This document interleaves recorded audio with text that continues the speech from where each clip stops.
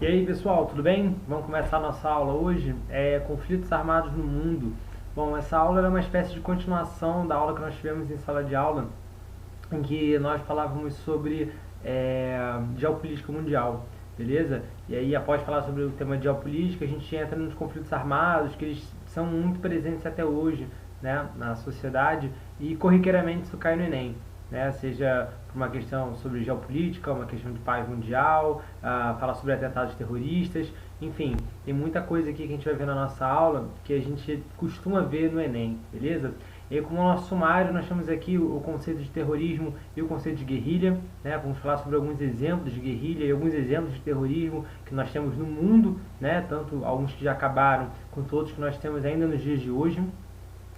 Vamos falar também sobre o terrorismo da Al-Qaeda, né? E a guerra no Afeganistão, o episódio de 11 de setembro, como tudo isso acabou mudando essa geopolítica e essa questão do terror no mundo, tá?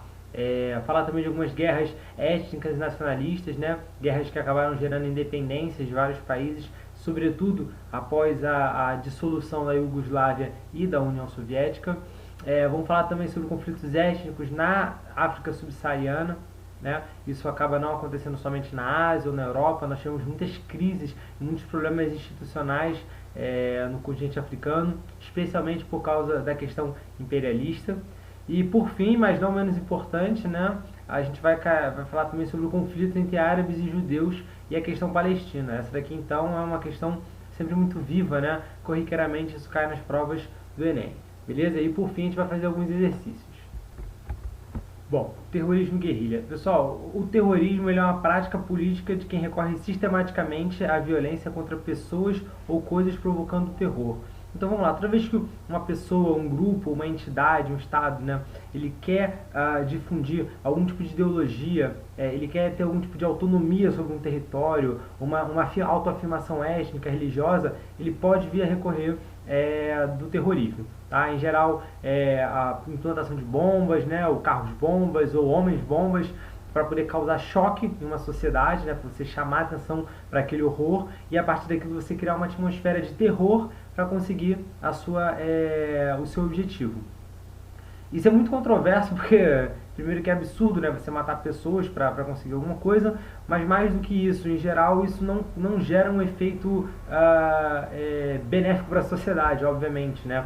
Muitas vezes isso não dá certo e quando dá é sempre uma política de terror mesmo, de fato, né? Então você não é insustentável você governar dessa maneira. Mas a gente vai ver que ao longo do tempo nós tivemos vários exemplos ao longo das sociedades que mostram que o terrorismo ele foi utilizado, inclusive por estados modernos, né? Estados que hoje são democráticos, mas que já passaram por períodos dessa forma. Tá?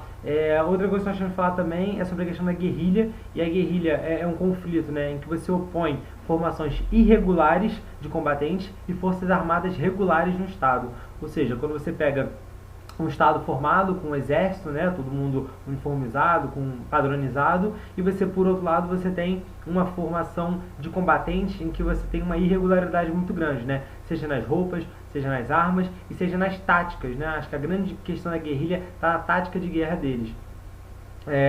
Por não serem um exército propriamente formado, as táticas para uma guerrilha combater, elas são sempre muito baseadas na questão do território, na irregularidade, no conhecimento do local, para aplicar emboscadas e você conseguir, assim, o êxito, né, a vitória na guerra.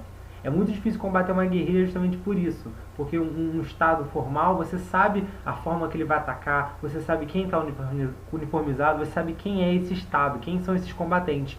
Agora a guerrilha ela é completamente diferente disso, né? Um grande exemplo de guerrilha que nós temos foi a questão da oposição entre Estados Unidos e Cuba, né? Quando os guerrilheiros cubanos eles conseguiram a revolução lá com Fidel Castro.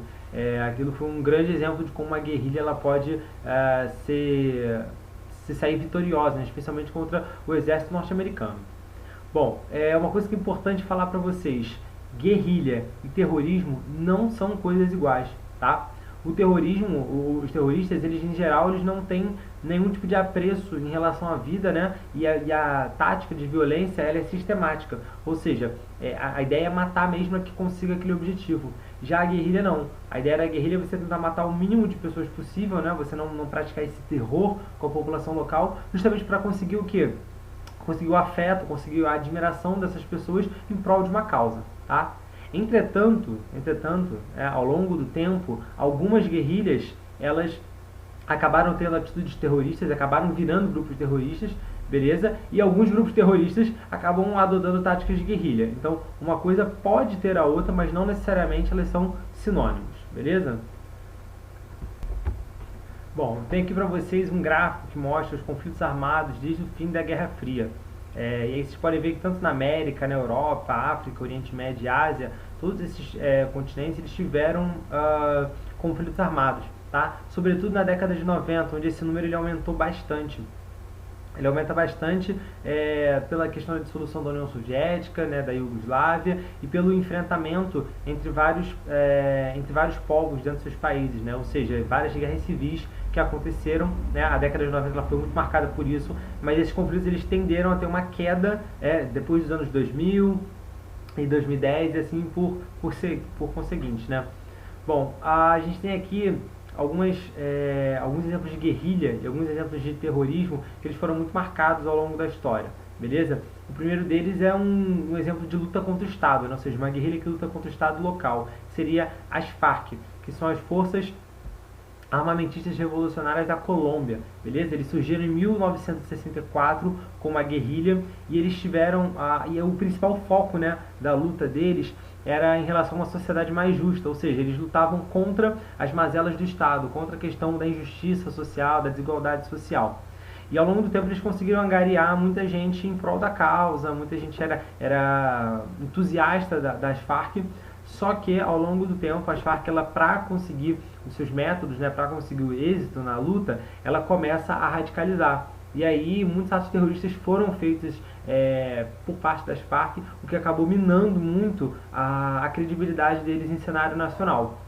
Então eles acabaram se enfraquecendo muito em questão de aceitação do povo, e a partir de 2002, com a eleição do Uribe, né, na Colômbia, eles começaram a ser combatidos com muito mais veemência, beleza? Principalmente por causa pelo Pacto de Colômbia, que foi feito em relação a Colômbia e os Estados Unidos para poder acabar com as Farc. Tanto que em 2008 teve um atentado em que alguns líderes das Farc morreram. Enfim, a guerrilha ela foi se enfraquecendo, tanto que em anos recentes, pós 2012, eles começam a ter conversas para se desarmar e virar um partido político. Esse desarmamento ele chega a acontecer em 2017, beleza? Muitos guerrilheiros entregaram suas armas em troca de promessas do Estado, né, de melhorias sociais e questões de cuidado com a população e com os guerrilheiros. Só que parece que isso não foi cumprido por parte do governo colombiano, né? O governo colombiano não cumpriu com essas promessas, nem as mais básicas. Parece que agora em 2019 eles estão voltando a se rearmar, voltando com a guerrilha armada, porque muitos guerrilheiros acabaram sendo assassinados nos últimos 2, 3 anos, muitos civis também, então viram que a promessa acabou não se cumprindo, né? Então a Farc está voltando, beleza?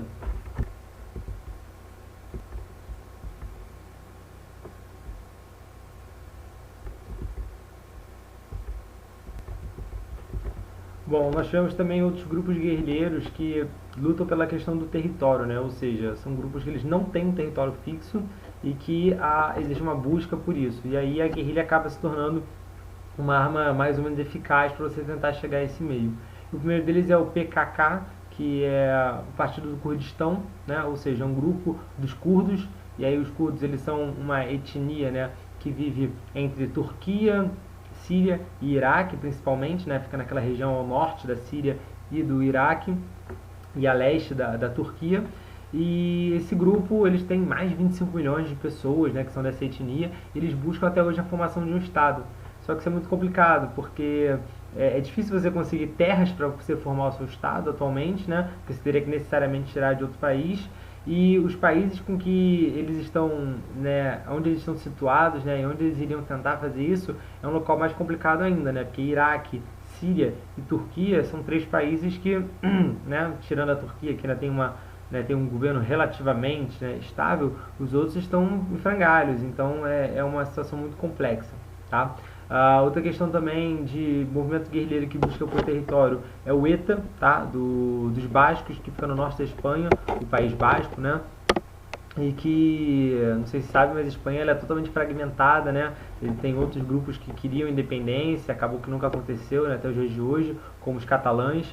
Então, o ETA também era uma guerrilha que existe nesse país que tentava independência. Outra é a questão da Chechênia, que fica em território russo. A Chechênia também queria independência em relação aos russos e já tiveram conflitos armados, inclusive, por causa disso, mas até os dias de hoje a situação está relativamente controlada e os chechenos eles ainda fazem parte do território russo. Tá? E também temos a questão do Hamas na Palestina, e a gente vai falar daqui a pouco um pouco mais do Hamas, né, mais especificamente, mas também é um grupo guerrilheiro que tem atos terroristas, inclusive, que ele tenta a emancipação do Estado palestino em relação a Israel, beleza? E nós temos aí grupos de fato realmente, né, terroristas, né, do modo ipsis lipsis da palavra, né, que seria o Al-Qaeda, né, que é um grupo terrorista que a gente também já vai falar daqui a pouco. Vai ter uma parte somente sobre a Al-Qaeda. Eles foram responsáveis pelos atentados de 11 de setembro e pela tentativa de luta contra o Ocidente, né? Ou seja, uma reafirmação do Islã, uma reafirmação do povo árabe e aí uma luta contra a ocidentalização do Oriente. E aí, através disso, para reafirmar a sua religião, os caras eles se utilizam de métodos terroristas, beleza? Outro também que nós temos é o ISIS, né? E o ISIS ele ficou muito famoso de uns anos para cá, na última década, onde eles faziam vídeos extremamente bizarros, né? Cortando a cabeça das pessoas e propagando terror, inclusive com atentados bomba terroristas, né, em alguns países centrais da Europa. O ISIS ele conseguiu chamar muita atenção de maneira internacional, né? O ISIS é da sigla do Estado Islâmico do Iraque e da Síria, ou seja, daquela região ali que atualmente ela já é extremamente complexa, onde você tem um monte de problemas internos, né? Surge esse grupo terrorista também, que é uma dissidência da própria Al-Qaeda, beleza? A própria Al-Qaeda achou o ISIS muito radical e eles acabaram sendo uma dissidência da Al-Qaeda, então só para vocês verem como os caras eles são complexos, né? E nós temos também a questão do Boko Haram. O Boko Haram que também é um grupo terrorista armado que busca a implantação de um califado, ou seja, de um Estado Islâmico, né? Onde as leis da Sharia, né? A interpretação mais dura do Islã ela aconteceria, e aí a área de atuação do Boko Haram é na Nigéria, um estado também que está muito complicado de gerir as suas fronteiras, né, de manter e estabelecer a paz. O Boko Haram ele acaba fazendo muitos atentados terroristas na região, já sequestrou centenas de mulheres, enfim, é muito complexa a situação e ainda hoje estão em atividade. Tá? E nós temos também o terrorismo estatal, né? Por que não falar disso? Esse terrorismo que nós temos aí alguns exemplos ao longo da história, e aí os principais, né? Eles ocorreram do século XX, né? Então foi principalmente o início do governo do Stalin na União Soviética, nos anos 20, onde os políticos, a oposição ela era extremamente perseguida, né? Isso se deu ao longo de toda a União Soviética, mas nos anos 20 isso foi muito mais dramático. O Hitler na Alemanha nazista também, na década de 30, né? Todo mundo já sabe, com a questão dos judeus, mas não somente dos judeus, também outras minorias, né? Então a questão dos negros, dos gays, alguns grupos religiosos também eram perseguidos. Temos também a questão do apartheid na África do Sul, e aí o apartheid sul-africano ele se deflagra, né, quando uma minoria branca ela consegue polir os direitos da maioria, né, que é negra, né, aproximadamente 91% da população sul-africana é negra, e ainda assim a questão do apartheid fazia uma divisão social clara do que eram para as pessoas negras e do que era para as pessoas brancas na sociedade, né? Isso ao longo do tempo gerou uma discrepância, gerou uma desigualdade social muito forte no país, que foi vencida, né, em parte, né, o regime ele foi quebrado em 94 por Nelson Mandela, só que ainda nos dias de hoje configura-se uma problemática muito grande na sociedade. E nós temos que falar também das ditaduras da América Latina, né? Num contexto de Guerra Fria, nós tivemos tanto Brasil, Chile, Argentina, Uruguai, Paraguai, outros países com questões de ditadura, né? E aí essas ditaduras elas violaram muitos direitos humanos, ou seja, muitos líderes, muitos opositores foram executados, presos, então configurou-se também como um terrorismo estatal. Bom, esse mapa aqui ele exemplifica bem essa quantidade de terrorismo, né? Ou seja, de guerras regionais no século XXI. Percebam vocês aqui, ó, a maior parte delas concentrada no continente africano, naquela região do Oriente Médio até a Ásia ali, né? E pouquíssima coisa na América Latina, na América do Norte não tem. Então, vocês percebam que a questão das guerras, elas também estão diretamente relacionadas com locais pobres, né? A pobreza ela propicia a guerra, a miséria, a falta de recursos, a instabilidade política, tudo isso suscita guerras, beleza? Isso é um ponto importante vocês entenderem, né? Que a guerra ela está muito ligada à questão da pobreza, então isso pode ser uma dica, né? Uma charada, uma coisa para ajudar a solucionar as questões de prova. Bom, o terrorismo da Al-Qaeda e a guerra do Afeganistão. Para a gente começar a entender a questão da Al-Qaeda, a gente tem que voltar no início dos anos 80, quando a gente já estava em processo de formação dela, né? Qual o contexto da Al-Qaeda? O Osama Bin Laden, que era um homem extremamente rico, né? Ele era de origem saudita, era um príncipe e tal, ele era um cara bem rico, ele era muito fundamentalista.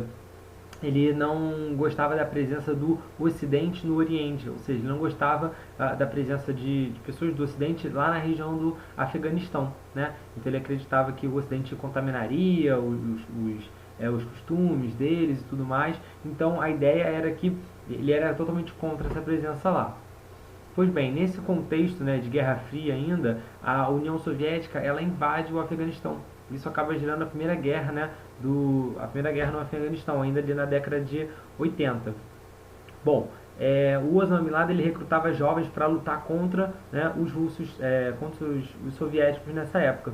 E aí eles receberam um apoio financeiro, né, de Arábia Saudita, Paquistão, de vários outros países, incluindo os Estados Unidos, que forneceram armas e treinamento. Ou seja, quem armou e treinou a Al-Qaeda lá atrás foram os próprios Estados Unidos, né?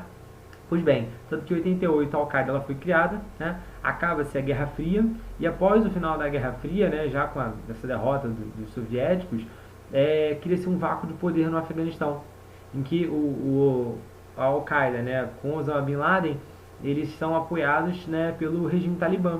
O talibã assume o poder no Afeganistão durante esse início da década de 90. E aí o que acontece? Houve ali, entre 90 e 91, uma cisão entre a Al-Qaeda e Osama Bin Laden, né, em relação aos Estados Unidos. Por quê? Porque houve a primeira guerra do Iraque, né, ou seja, a Guerra do Golfo, também conhecida como Guerra do Golfo, que foi quando o Iraque ele invade o Kuwait atrás dos poços de petróleo.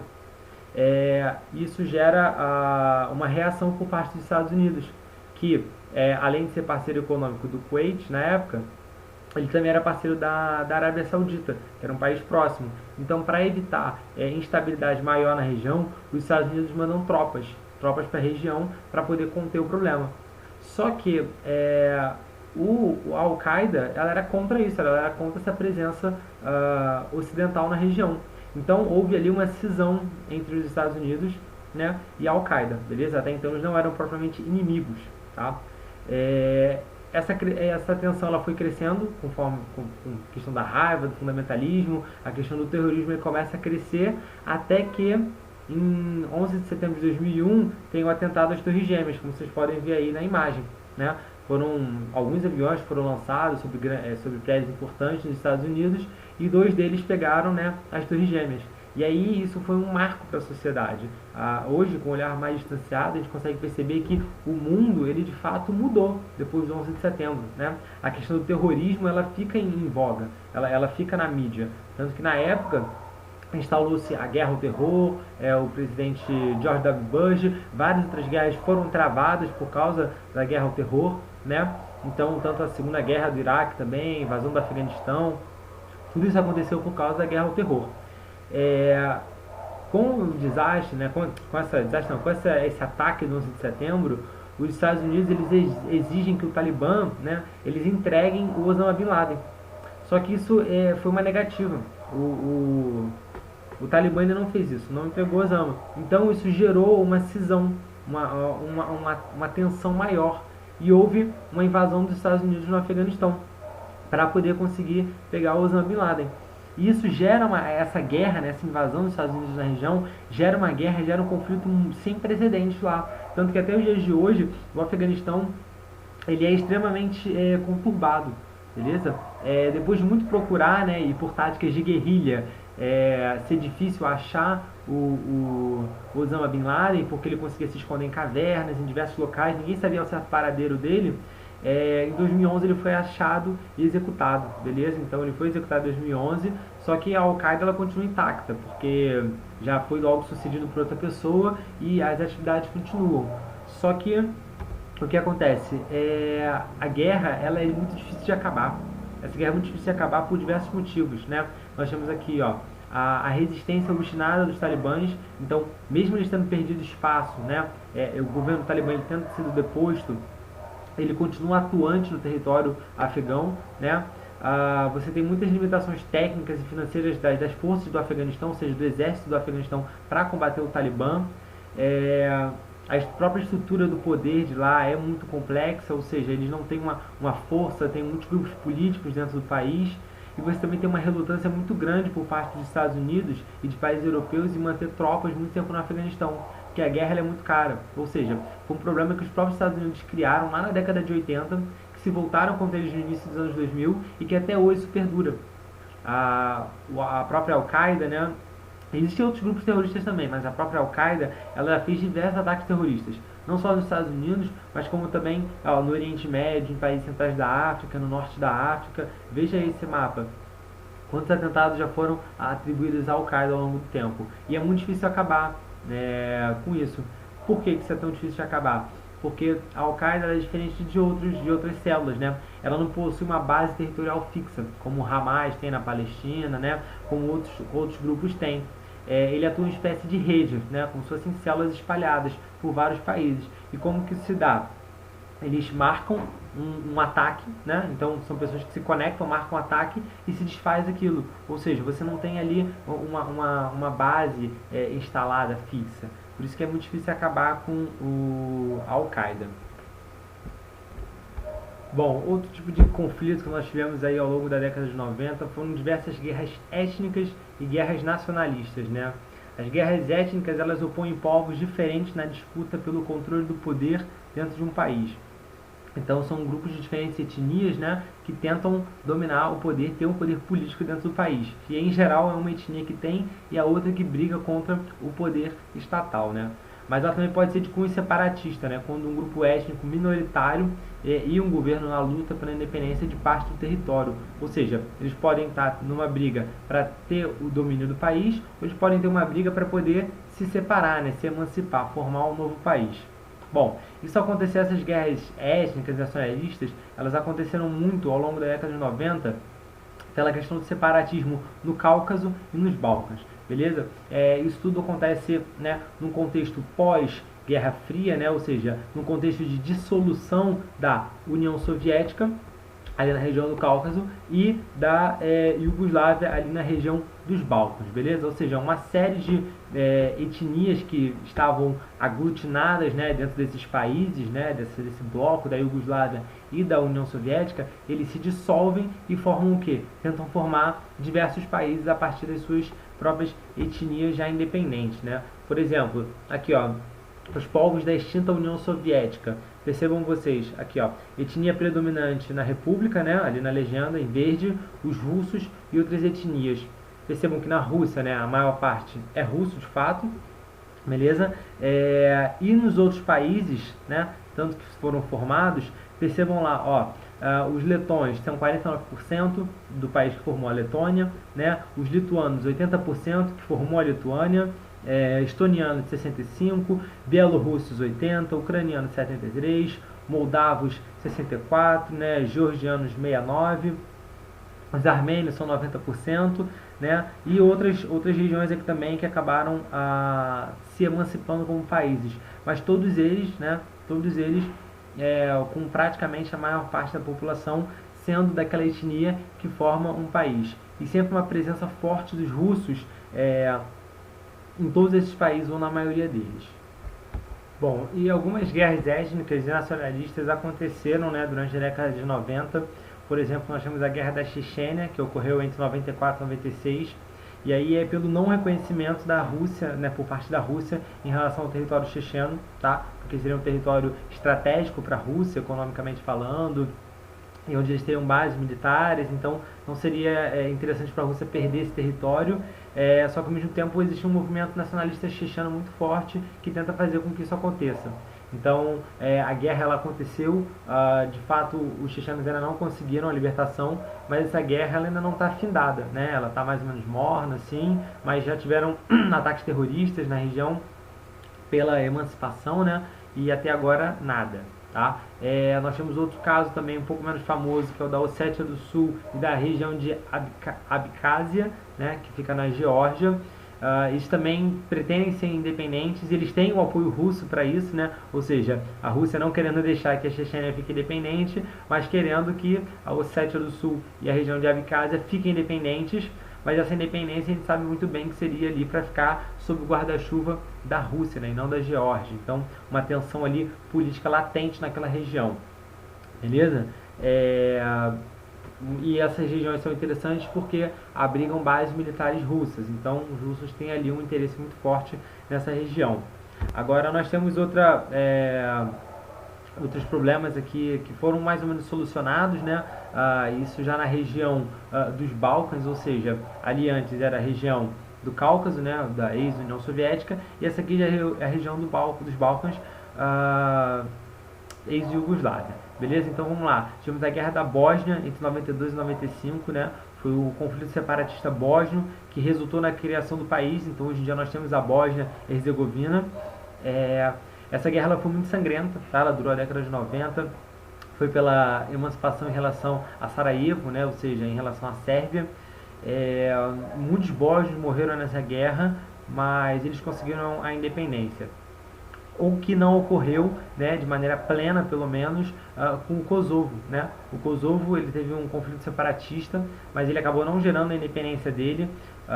Ele não é reconhecido por todos os países, né, pertencentes à ONU. Os Estados Unidos, por exemplo, reconhece o Kosovo, alguns países centrais da Europa também, mas o Kosovo ele não conseguiu se emancipar. O Kosovo é uma região muito pequenininha, a população também é pequena, mas extremamente nacionalista, né? E eles acabaram não conseguindo esse direito. Após a dissolução dos Balcãs, né, após a dissolução da Iugoslávia, nós tivemos a formação de vários países, né, dentre eles a Macedônia, a Sérvia, a Moldávia, a Bósnia, enfim, uma série de países, a Montenegro também, se formaram a partir dessa dissolução dos Balcãs. Bom, por exemplo, outro exemplo de conflito étnico a gente teve na África subsaariana, e isso tudo se deu muito por uma herança, né, do Congresso de Berlim, sobre o contexto do imperialismo, né? Vamos lá só voltar, o Congresso de Berlim ele foi a divisão do território africano, né, e asiático também, por parte das principais potências imperialistas da época. E aí tiveram divisões arbitrárias de fronteiras. Isso foi um grande problema para esses países até os dias de hoje, né? Porque muitas guerras se sucederam a partir disso. E aí após a dissolução da União Soviética, mas antes mesmo disso até, né?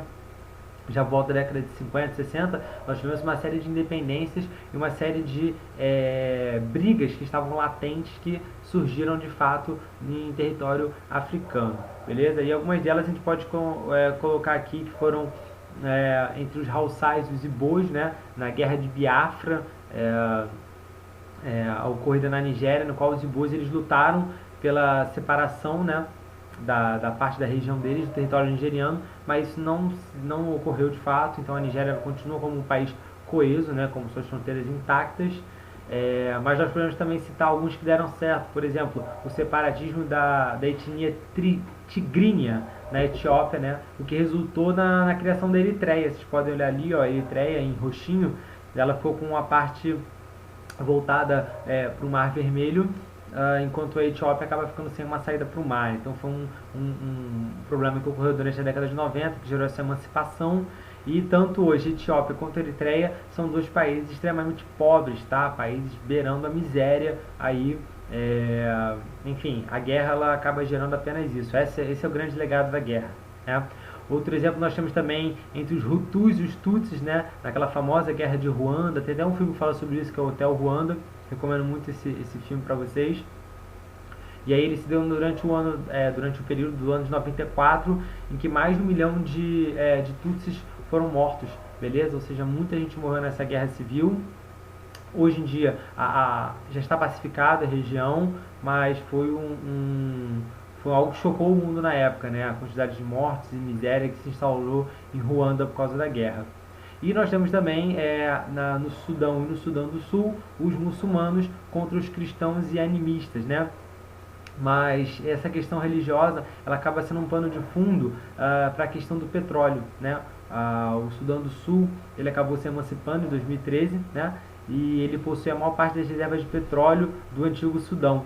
Só que o Sudão ele ficou com a parte do gasoduto, ou seja, a exportação ainda é pelo Sudão, embora o Sudão do Sul tenha a maior parte do petróleo. Então, foi uma região ali que elas conseguiram se emancipar, né? Tem ali uma questão religiosa, obviamente, mas o fundo econômico ele também é muito importante, né? Porque estão falando de petróleo. Só que ainda assim, os dois países estão na miséria, né? Inclusive o Sudão do Sul ele foi criado em 2013 e já é um dos piores países do mundo para se viver, né? Um dos piores BHs de longe. Então, assim, todas essas guerras que geraram resultados ou não, né? Que geraram emancipações ou não, elas sempre geram, elas acarretam numa miséria muito grande, sobretudo no continente africano, que já é uma região onde existe uma insegurança, uma instabilidade, né, socioeconômica maior até do que em outros pontos do mundo. Bom, e aí isso tudo leva a gente a talvez o maior conflito que nós temos na atualidade, né, que seria a questão dos árabes e judeus e a questão palestina.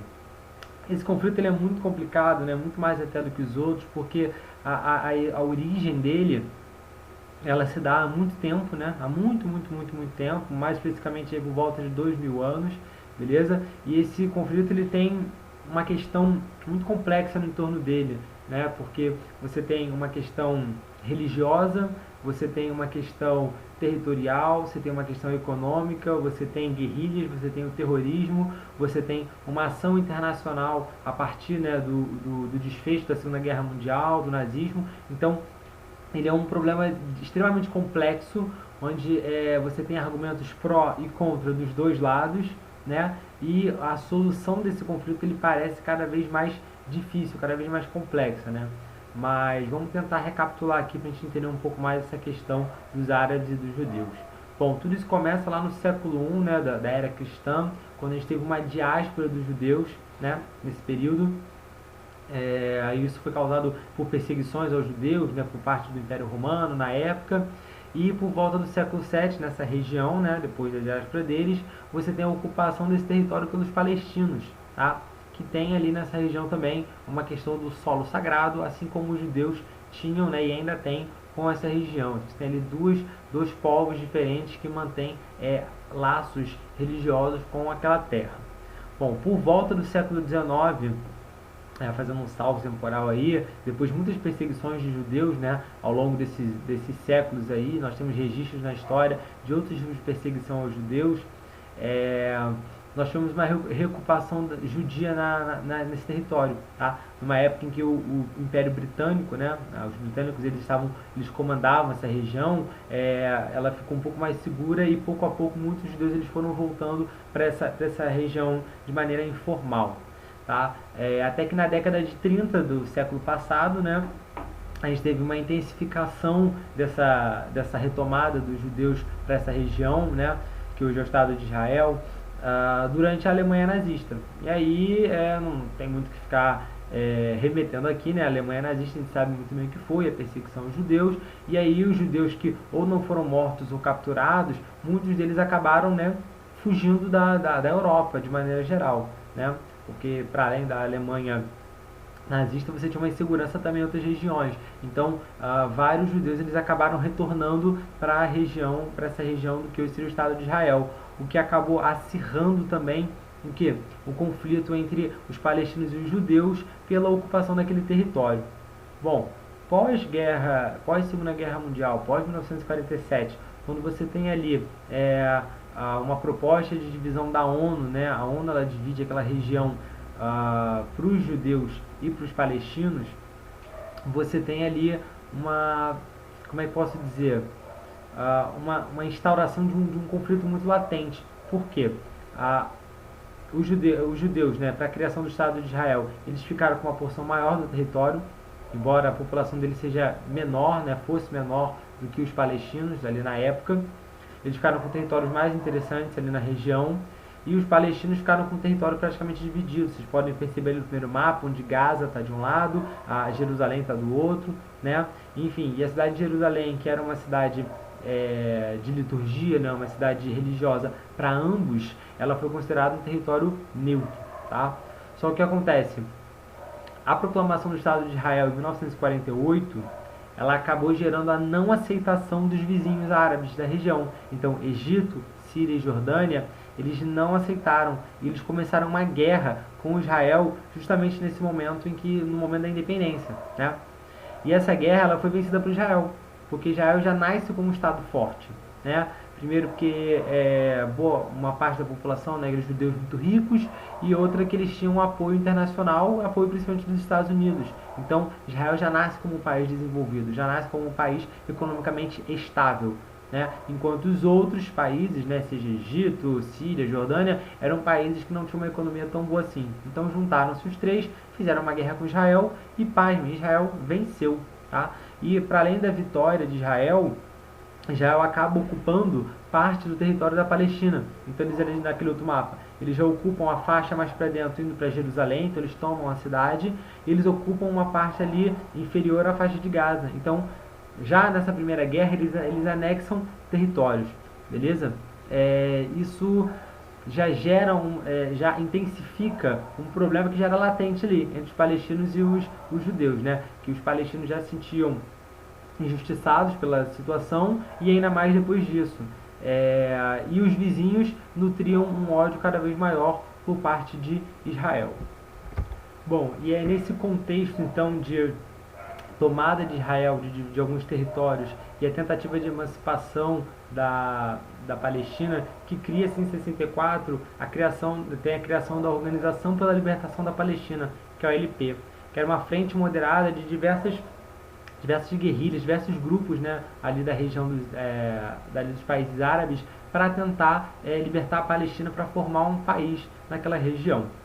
Pois bem, nesse contexto todo, né, você tem uma radicalização da OLP em 69, quando Yasser Arafat, que era o líder de uma guerrilha, né, revolucionária, que era o Fatah, ele ascende a liderança da OLP. Só que pouco antes disso, tivemos uma outra guerra, que foi a Guerra dos 6 Dias, que ela ocorre em 1967, tá? E ela durou 6 dias, né?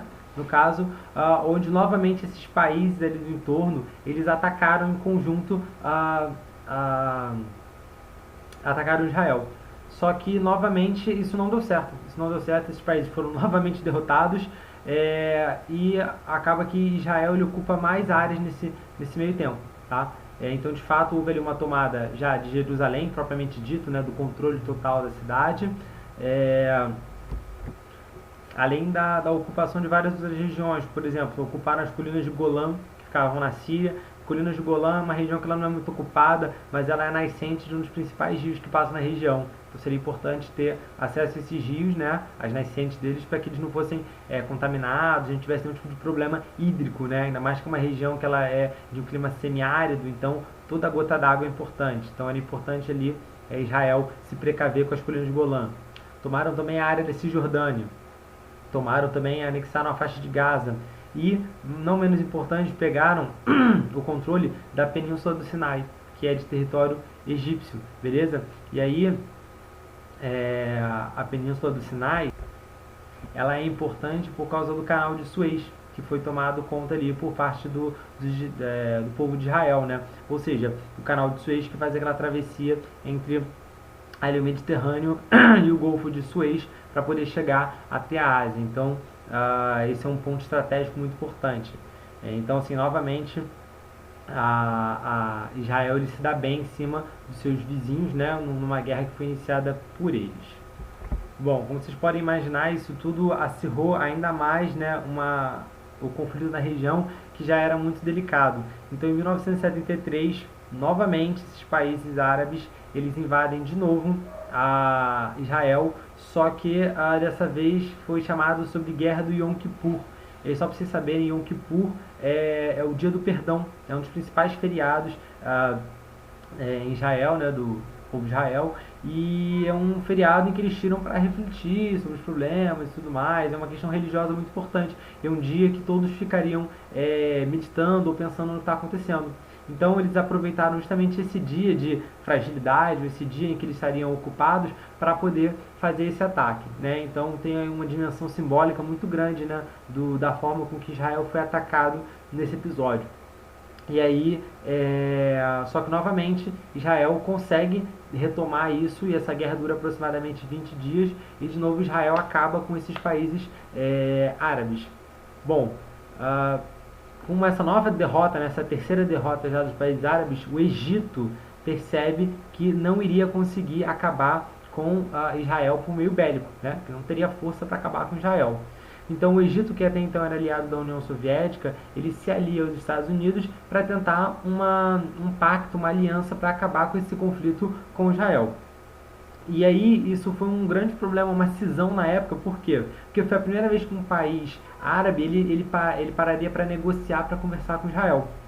Isso foi considerado uma traição, né? E aí foi assinado em 1979 o Acordo de Camp David, né, assinado nos Estados Unidos, para tentar uma pacificação com Israel, beleza?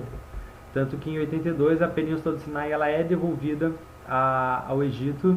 Só que o que acontece?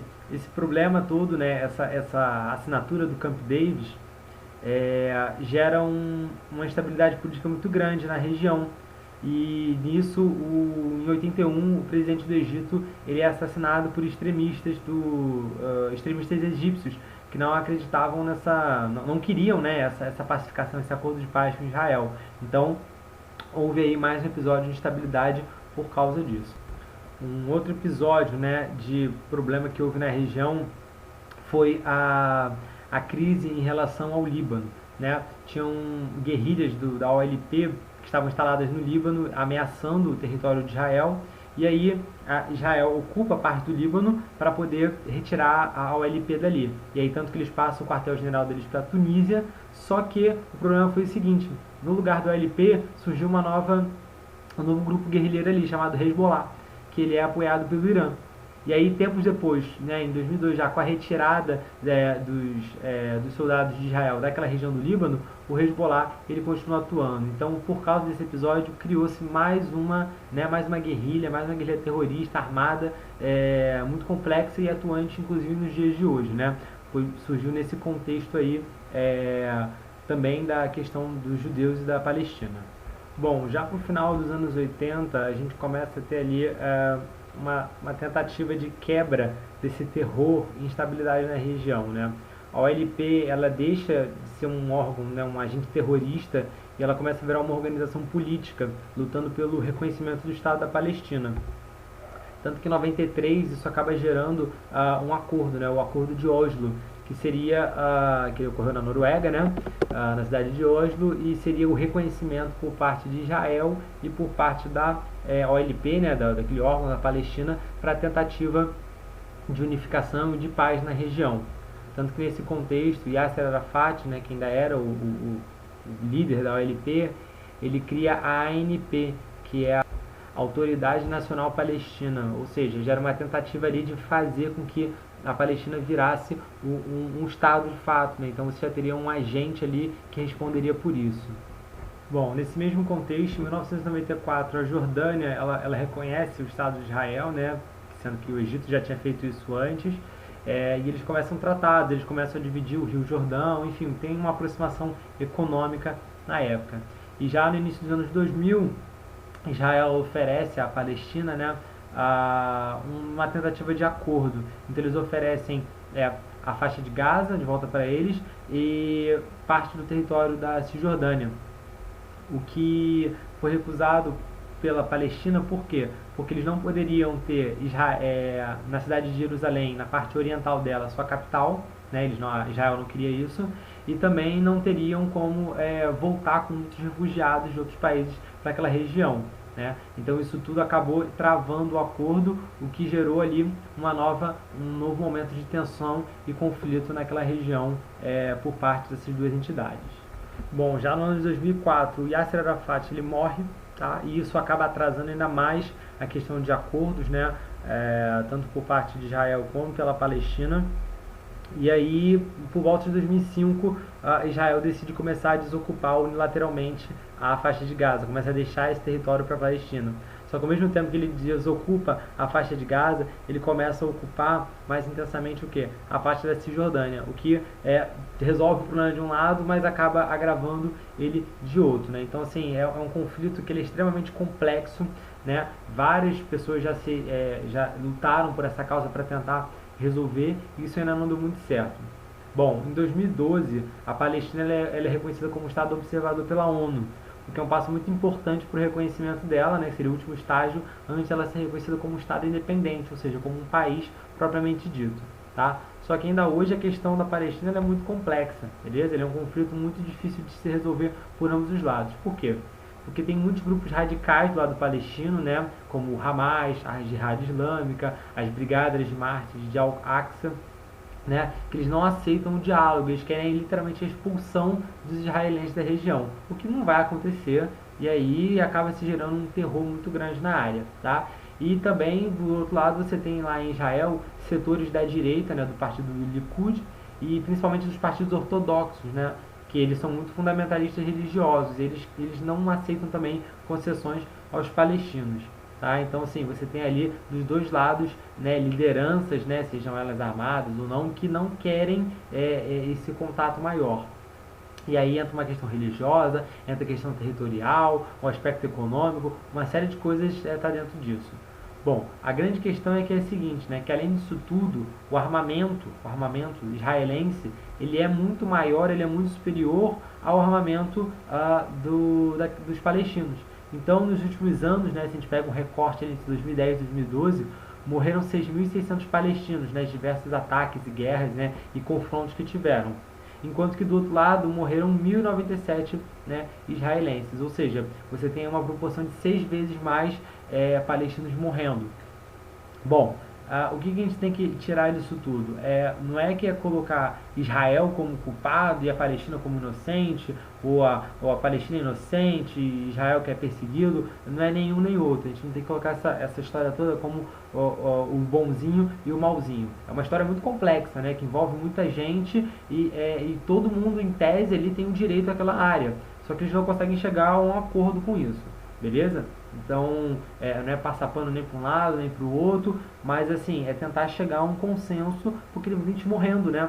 Muita gente morre nisso, não só essas 7.000 e poucas pessoas que morreram, muita gente acaba perpetuando uma miséria, uma pobreza na região que já poderia, né, estar sendo resolvido, beleza? Bom, isso aqui era mais ou menos um apanhado geral sobre coisas que, momentos importantes desse conflito árabe-judeu, que é talvez o mais relevante da atualidade e que ele cai muito ainda em provas do Enem, beleza? Então a gente vai fazer umas questões agora. Vamos lá. Bom, vamos. 2009, questão 55.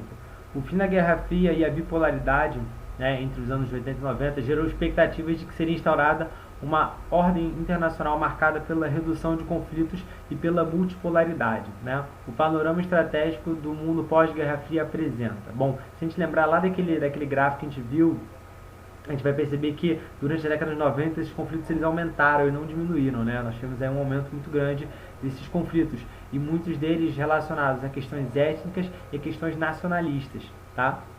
Então você tem ali muitas guerras de independência, muitos países novos nascendo e muitas guerras civis que foram instauradas por diversos motivos. Bom, vamos lá as respostas. O aumento de conflitos internos associados ao nacionalismo, às disputas étnicas, ao extremismo religioso e ao fortalecimento de ameaças como o terrorismo, o tráfico de drogas e o crime organizado. Parece uma boa resposta. O fim da corrida armamentista e a redução dos gastos militares de grandes potências. Não.